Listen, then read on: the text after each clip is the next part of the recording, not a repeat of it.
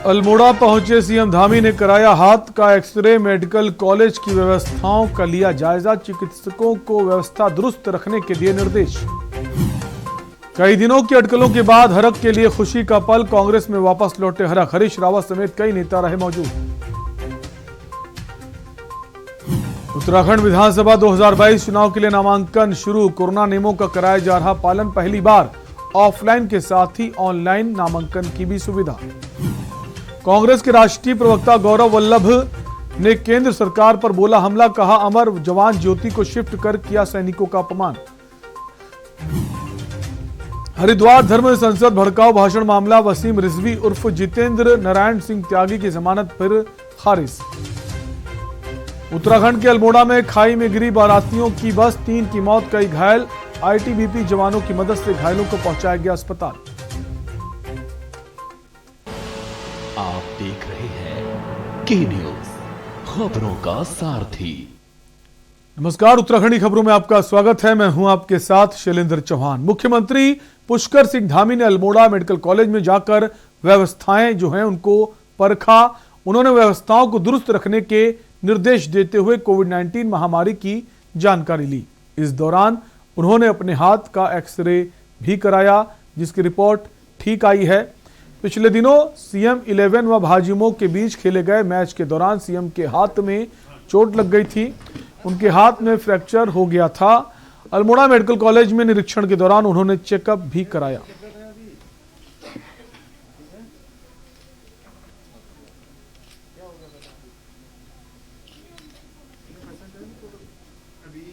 कोई ऐसा क्षेत्र नहीं बचा है। और देखिए, आज इस चुनाव में अब हमारे पास मात्र आज 21 तारीख पूरी हो गई। आज का दिन भी आपका चला गया और 1-2 दिन में अभी आपके नामांकन होंगे। 1-2 दिन उसमें खराब हो जाएंगे। कुल मिला के चुनाव में आपको 17 से 18 दिन मिलने वाले हैं काम करने के लिए। अगर आज से जोड़ें तो 21 तारीख खत्म हो गई, 22 से जोड़ें तो 8 दिन इस महीने के बचे और 12 दिन उस महीने के, कुल 20 दिन, क्योंकि 12 तारीख को चुनाव प्रचार बंद हो जाएगा। और कुल मिला के 20 दिन में ही आपको काम करना है, घर घर तक जाना है। और हमारे पास देखिए कहने के लिए बहुत सारी चीजें हैं। जनता आपको चाहती है, जनता भारतीय जनता पार्टी को चाहती है। आखिरकार भाजपा से निकाले जाने के 6 दिनों के लंबे इंतजार के बाद पूर्व मंत्री हरक सिंह रावत अपनी पुत्र वधू अनुकृति गुसाई रावत के साथ कांग्रेस में वापस आ गए हैं। पूर्व मुख्यमंत्री हरीश रावत की नाराजगी के चलते लग रहा जो अड़ंगा है वो दूर हो गया। दिल्ली में उनके कांग्रेस में शामिल होने पर हरीश रावत भी मौजूद रहे। इस मौके पर हरक सिंह ने कहा कि 2016 में कांग्रेस सरकार से बगावत दुर्भाग्यपूर्ण थी। वो बगैर शर्त पार्टी में शामिल हुए हैं। अब कांग्रेस को सत्ता में लाना ही उनका लक्ष्य है। बताया जा रहा है कि पार्टी उनकी पुत्र वधू अनुकृति को लैंसडाउन से टिकट दे सकती है।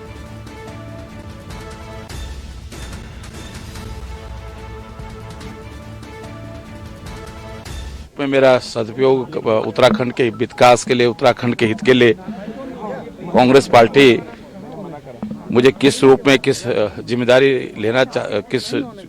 देती है, कौन सा काम लेना चाहती है। इस समय हमारा मकसद सिर्फ प्रदेश के विकास के लिए, प्रदेश के नौजवानों को रोजगार देने के लिए, दूर दराज के क्षेत्रों में तरक्की हो। और जो सपना उत्तराखंड राज्य निर्माण के संबंध में 1994 से लेकर 2000 तक जंतर मंतर पर संघर्ष के दौरान हमने जो सपना देखा था कि आज दो उत्तराखंड राज्य, 2 कोदा झोरा खाएंगे, उत्तराखंड बनाएंगे। कि कांग्रेस कश्मीर से लेकर कन्याकुमारी तक हमारा संगठन फैला हुआ है। देश को आज़ाद कराने वाली पार्टी कांग्रेस रही है। और आज खुशी का दिन है कि हमारा परिवार बढ़ रहा है। और उत्तराखंड में ये साफ दिखाई दे रहा है कि 2022 में कांग्रेस जो है वो सरकार बनाने जा रही है माननीय राहुल गांधी जी के नेतृत्व में। तो एक भगदड़ सी मची हुई है भाजपा में और आज उसका अंजाम आपने देख लिया। एक पूर्व मंत्री और एक पूर्व विधायक जो है उन्होंने आज कांग्रेस को ज्वाइन करने का काम किया है। तो सभी नव आगंतुकों का मैं आपके चैनल के माध्यम से स्वागत करता हूं और आशा करता हूं कि वो पार्टी को, कांग्रेस पार्टी को मजबूत करने का काम कि मैं कभी भाजपा में नहीं थी, मैं किसी भी पार्टी की सदस्य नहीं थी। ये पहली बार किसी नेशनल पार्टी की सदस्य मैं आज बनी हूँ। और हाँ, ऑफ कोर्स मैंने इंडियन नेशनल कांग्रेस का मैं बहुत धन्यवाद करना चाहती हूँ कि उन्होंने ये विश्वास मुझ पर दिखाया है। और मैंने हमेशा ही कहा कि उत्तराखंड के अंदर आज जो सबसे ज्यादा आवश्यकता है वो महिला नेतृत्व की है। और मेरी पूरी कोशिश रहेगी कि अपनी क्षमताओं को मैं पूरा इस्तेमाल कर और मैं पूरी कोशिश करूंगी कि उत्तराखंड के अंदर हम कांग्रेस के लिए योगदान दे पाए, महिला नेतृत्व को हम उत्तराखंड के अंदर ला पाए, महिलाओं को आगे बढ़ाने का काम। कम है, लोगों को आपको बताना होगा। आप खुद चुनाव लड़ना चाहती हैं, नहीं चाहती हैं? देखिए, ये पार्टी का डिसीजन होता है, ये किसी इंडिविजुअल का डिसीजन नहीं होता। आज पहली बार मैंने आपसे कहा कि मैं पहली बार किसी पॉलिटिकल पार्टी की सदस्य बनी हूँ। और ये आई थिंक ये एक प्रोटोकॉल होता है कि पार्टी जो पार्टी कहेगी वही इच्छा है। मेरी इच्छा ये है कि कांग्रेस को हम मजबूती के साथ उत्तराखंड के अंदर लाए, यही मेरी इच्छा है। हरक सिंह रावत की कांग्रेस में वापसी हो गई। ये खबर सुनते ही देहरादून स्थित राजभवन में कार्यकर्ताओं में खुशी की लहर दौड़ पड़ी। कार्यकर्ताओं ने कहा कि ये अच्छी बात है कि आज हरक सिंह रावत अपने घर लौटे हैं।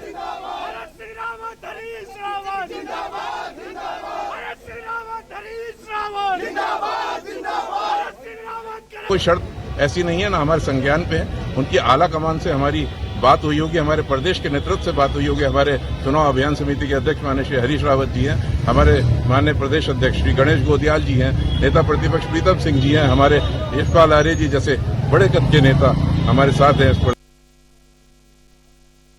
खबर रुद्रपुर से है, जहां भाजपा विधायक राजकुमार ठुकराल ने कहा कि भारतीय जनता पार्टी उनकी राजनीतिक मां है और उन्हें पूरा भरोसा है कि पार्टी उन्हें ही टिकट देगी।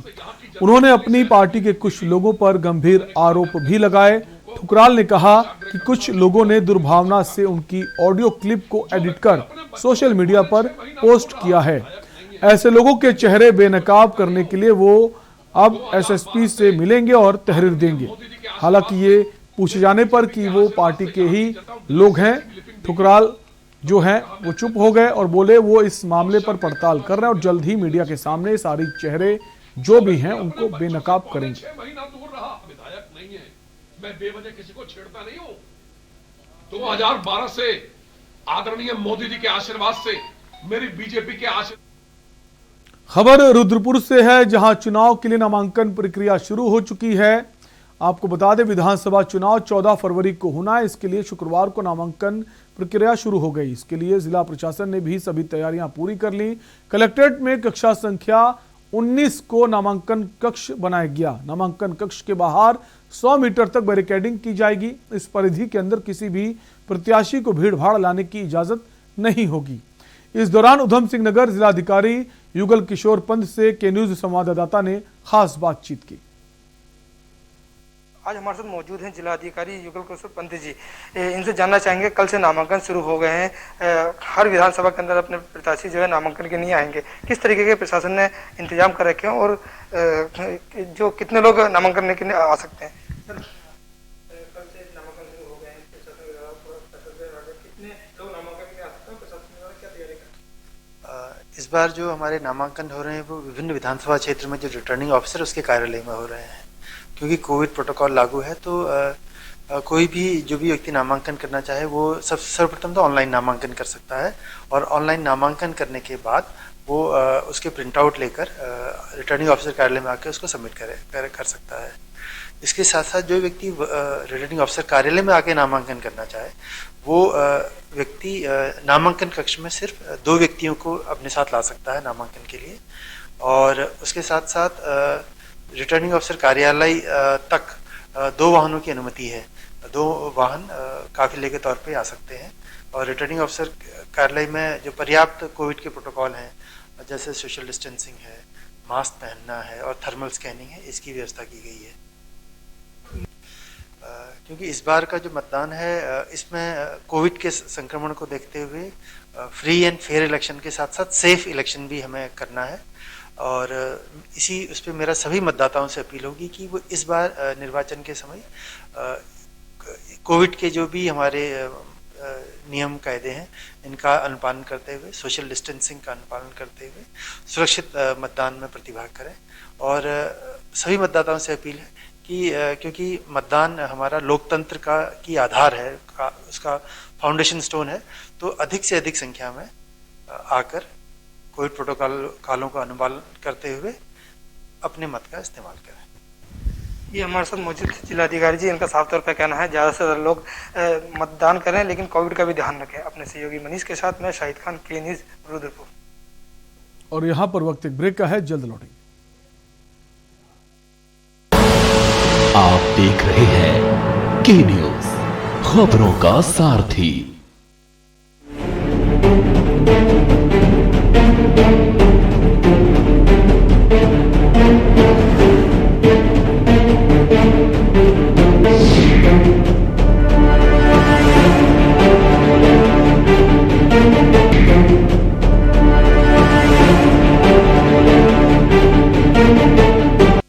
जुबान के लिए उड़ चला गैरों की ज़मीं पर, खुशबू अपने पन की ढूंढता। दूर कितना भी जा, इस जुबान से दूर ना जा पाओगे। रुमल, बोलो जुबान केसरी।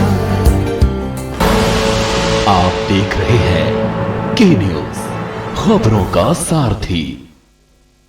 ब्रेक के बाद आपका स्वागत है। गंगोली हाट विधानसभा से भाजपा ने पूर्व दर्जा राज्य मंत्री फकीर राम टमटा को प्रत्याशी घोषित किया। प्रत्याशी घोषित होने के बाद फकीर राम टमटा का भाजपा कार्यकर्ताओं ने फूल मालाओं के साथ जोरदार स्वागत किया।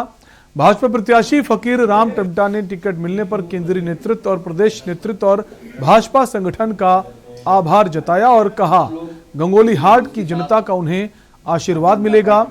गंगोली हाट विधानसभा के विकास के लिए कोई कसर नहीं छोड़ी जाएगी। गंगोली हाट की सीट को भारी मतों से जीत दर्ज की जाएगी। हमारा विधायक कैसा हो? फकीर राम जैसा हो। एक ही राम, एक ही टमटा।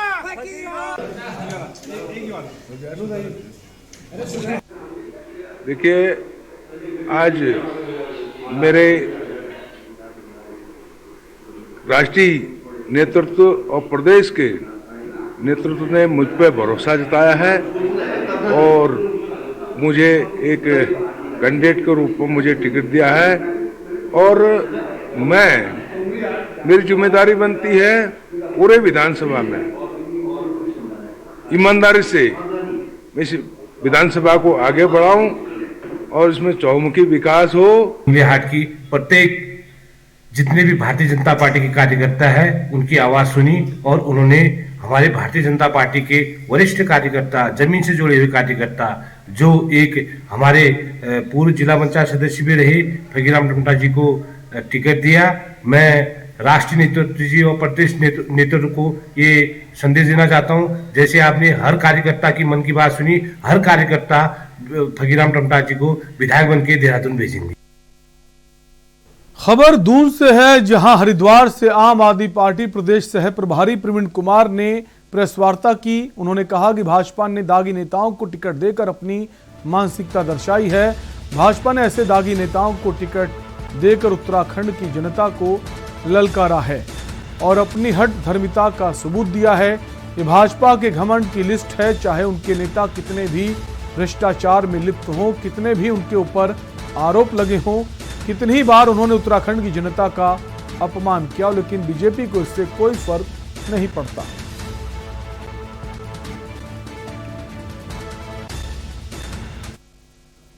एक तरीके से कि भाजपा में कितना घमंड इस समय आ चुका है और एक तरीके से उन्होंने उत्तराखंड की जनता को चैलेंज किया है कि हम अपने दागदार मंत्रियों को, विधायक को मौका देंगे और जनता जो है लगातार जनता का शोषण भले ही होता रहे, लेकिन वो जो है अपने मंत्री और विधायकों का हाथ नहीं छोड़ेंगे। उनका अपने जो खास लोग हैं उनका हाथ नहीं छोड़ेंगे। अभी रेखा आर्या जी का मामला आप सबके सामने होगा कि एक आउटसोर्सिंग कंपनी से उन्होंने पूरी तरीके से डील करा। वो मामला जो है मीडिया में बहुत चला। वो मामला जो है लगातार आप सब लोगों ने पूरी पुरजोर तरीके से उठाया, लेकिन उस मामले को सेटल कर दिया गया और तो साफ तरीके से ये साबित होता है कि उत्तराखंड की जनता को ये सारी पार्टियां जो है पूरी तरीके से चैलेंज कर रही हैं, पूरी तरीके से ये कह रही हैं कि हम तो अपनी मनमर्जी चलाएंगे, आप जो है अपना डिसाइड कर लीजिए। खबर कोटद्वार से है, जहां पौड़ी कलेक्ट्रेट के पुराने भवन पर 41 कोटद्वार विधानसभा के लिए बनाए गए नामांकन कक्ष में आज पहला नामांकन उत्तराखंड क्रांति दल डेमोक्रेटिक के प्रत्याशी रोहित डंडोरियाल द्वारा किया गया। जो पेशे से एडवोकेट हैं, रोहित डोंडरियाल ने जनपद की 6 विधानसभाओं के प्रत्याशियों के लिए बनाए गए नामांकन कक्षों में से एक आज 41 कोटद्वार नामांकन कक्ष में ये पहला नामांकन दाखिल किया। जनपद प्रथम नामांकन होने के साथ ही जनपद की 6 विधानसभाओं के लिए स्थापित नामांकन कक्षों से आज 3 नामांकन पत्र भी प्रत्याशियों द्वारा लिए गए।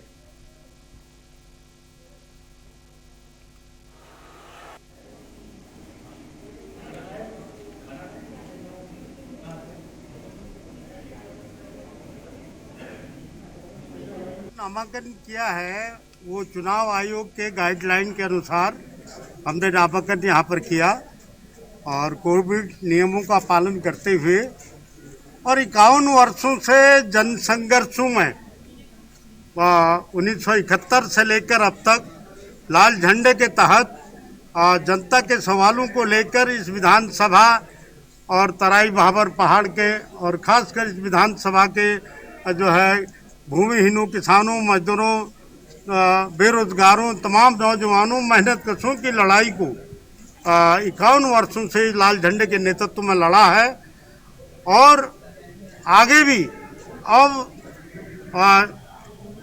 मतदाताओं ने, इस विधानसभा क्षेत्र के मतदाताओं ने जिताकर भेजा तो निश्चित अब विधानसभा के अंदर जनता के सवालों पर जो है लड़ूंगा और जिस तरह से खेत खलिहानों से लेकर और तमाम कल कारखानों से लेकर और सड़कों से लेकर इस संघर्ष को 51 वर्षों से यहां तक पहुंचाया है। खबर लालकुआं से है, जहां विधानसभा चुनाव के लिए नामांकन के पहले दिन आज भाकपा माले प्रत्याशी बहादुर सिंह जग्गी ने नामांकन किया। नामांकन के दौरान तहसील परिसर में सुरक्षा के पुख्ता इंतजाम रहे। परिसर में भारी पुलिस बल तैनात रहा। वहीं तहसील गेट पर हर आने जाने वाले व्यक्ति की कोविड बचाव को लेकर स्क्रीनिंग भी हुई। लोगों के हाथों को सैनिटाइज भी किया गया। इधर प्रशासन ने प्रत्याशियों के साथ उनके 2 प्रस्तावकों को ही अंदर जाने की अनुमति दी। उसका भरपूर विरोध करते हैं और सरकार को कहना चाहते हैं कि आपने भारतीय सेना के सैनिकों की वीरता, साहस और उनके अदम्य पराक्रम को बुझाने का काम किया और शुक्रवार को देहरादून स्थित कांग्रेस मुख्यालय में कांग्रेस राष्ट्रीय प्रवक्ता गौरव वल्लभ, राजीव महर्षि और कैप्टन बलविंदर सिंह रावत ने संयुक्त प्रेस वार्ता का आयोजन किया। इस दौरान राष्ट्रीय प्रवक्ता गौरव वल्लभ ने बीजेपी की डबल इंजन सरकार पर जमकर हमला बोला। उन्होंने मोदी सरकार पर निशाना साधते हुए कहा कि 50 सालों से स्थापित अमर ज्योति का नया पता अब वॉर मेमोरियल कर दिया जाएगा। बलिदान, साहस और शौर्य की ज्योति बुझा दी जाएगी। ये उन शहीदों का अपमान है जिन्होंने देश के लिए बलिदान दिया। उसका भरपूर विरोध करते हैं और सरकार को कहना चाहते हैं कि आपने भारतीय सेना के सैनिकों की वीरता, साहस और उनके कोई युवा, ना कोई वीर, ना कोई महिला, ना कोई बुजुर्ग, ना कोई शहीद का परिवार इसे स्वीकार करेगा। मोदी जी, मैं आपको चेतावनी देना चाहता हूं।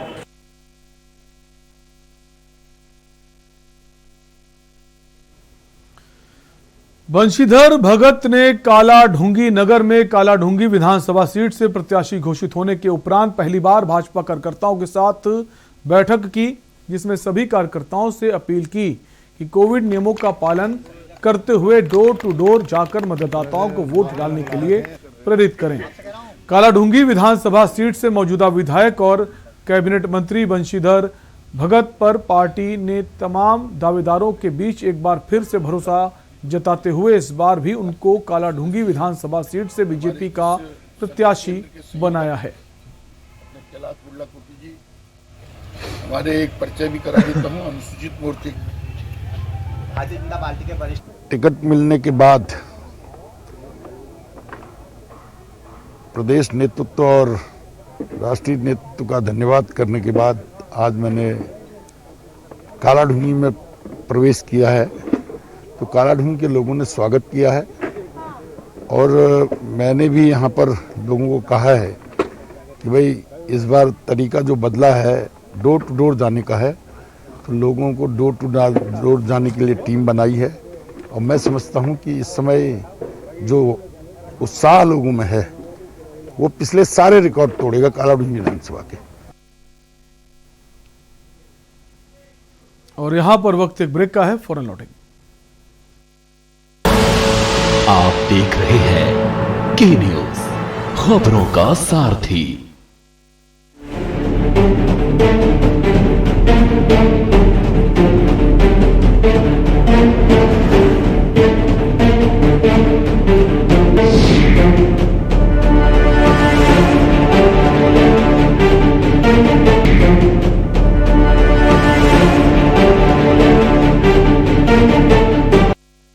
पर ये दिल है कि चख रहा है उन्हीं अल्फाजों का नूर नूर और नूर नूर और नूर नूर और दूर कितना भी जाओ इस जुबान से दूर ना जा पाओगे।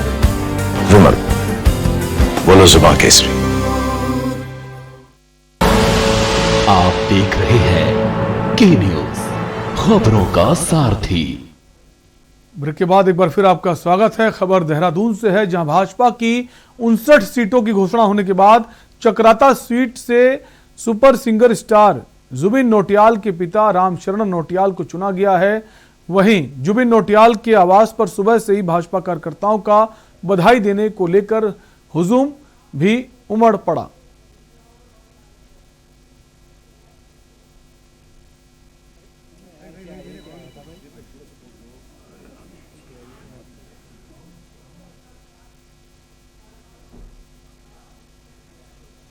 कांग्रेस से भाजपा में शामिल सरिता आर्य को नैनीताल विधानसभा से भाजपा से टिकट दिए जाने को लेकर भाजपा में टिकट की दावेदारी कर रहे नेताओं को जोर का झटका लगा है, जिससे टिकट मिलने की उम्मीद लगाए दावेदारों में भारी आक्रोश है।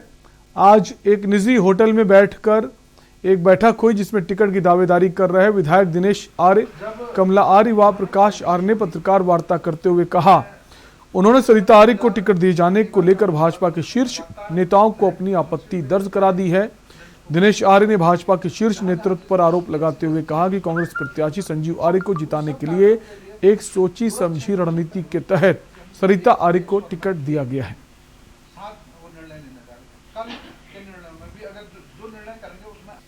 देखिए, हम शुरू से ही जब से संजीव आर्य जी ने बीजेपी छोड़ी उसी दिन से हम क्या पूरी आम जनता, पूरी पब्लिक इनको सबक सिखाने के उद्देश्य से लगी थी और भाजपा की जो योजना थी उसका लाभ प्रत्येक जनता को मिल रहा है। तो उससे हम भाजपा मतलब बीजेपी जीत रही थी नैनीताल सीट से। लेकिन जो आज का परिदृश्य हो गया है, क्योंकि हम ये चाह रहे थे कि हमारे 6-7 दावेदार थे, इन्हीं में से किसी पार्टी को के व्यक्ति को टिकट मिलेगा और उन्हीं में से अगर किसी को टिकट मिलता तो भाजपा एकजुटता के साथ जुटती और भाजपा को उसका पूरा लाभ मिल रहा था। लेकिन हमारा जो मेन मुद्दा था दल बदलुओं पर, और आज हमारे पास यानी कि पब्लिक के सामने दल बदलुओं को कहने के लिए कुछ है नहीं कि पहले हम कह रहे थे कि दल बदलुओं को सबक सिखाना है और आम पब्लिक भी इसको चाह रही थी कि भैया इस ऐसे लोगों को तो मतलब सबक सिखाना ही चाहिए। ये फैसला हमारा गले उतरने लायक नहीं है। इसका हम निश्चित रूप से विरोध अपना प्रदर्शित कर रहे हैं। चुनाव जिताने के बाद वो उन्होंने कार्यकर्ताओं का जो उत्पीड़न किया, उस उत्पीड़न के कारण कार्यकर्ता बड़े आहत थे और हर मंडल में, चाहे मंडल बेताल घाट हो, चाहे मंडल जिले भोवाली हो, गरम पानी हो या नैनीताल हो, ऐसे हर कार्यकर्ता का उत्पीड़न 5 साल में उसने झेला था।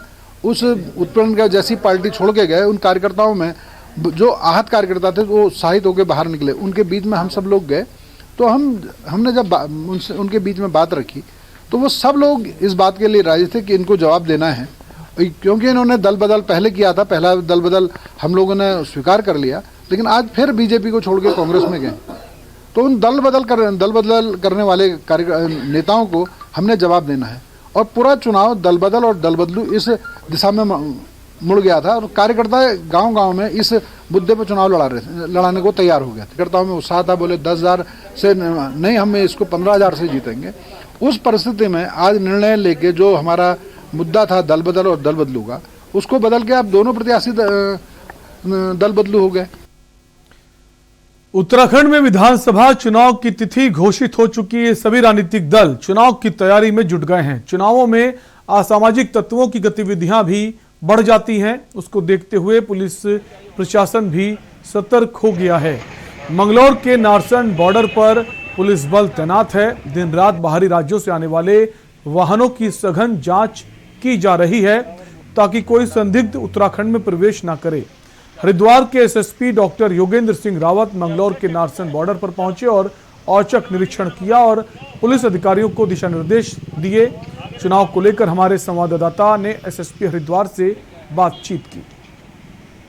उत्तराखंड में चुनाव का बिगुल बच चुका है। सभी राजनीतिक दल अपनी तैयारी में जुटे हैं। पुलिस प्रशासन भी पूरी तरह मुस्तैद हो गया। आज हम नारसन बॉर्डर पर खड़े हैं। यहाँ एसएसपी हरिद्वार आए हैं और जांच कर रहे हैं, चेकिंग कर रहे हैं। हम बात करेंगे एसएसपी हरिद्वार से। सर, आज आप नारसन बॉर्डर पर आए हैं, क्या देना चाहेंगे, किसके यहाँ?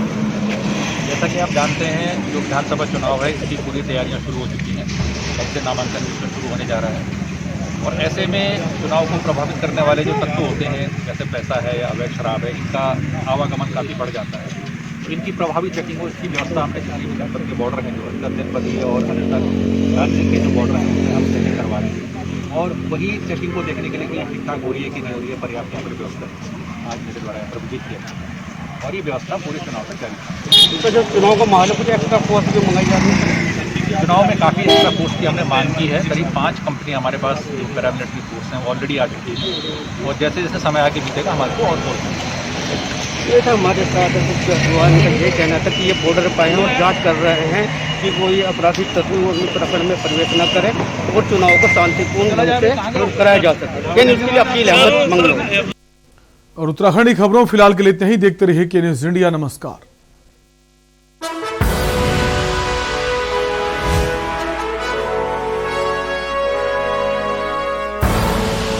आप देख रहे हैं के न्यूज़, खबरों का सारथी।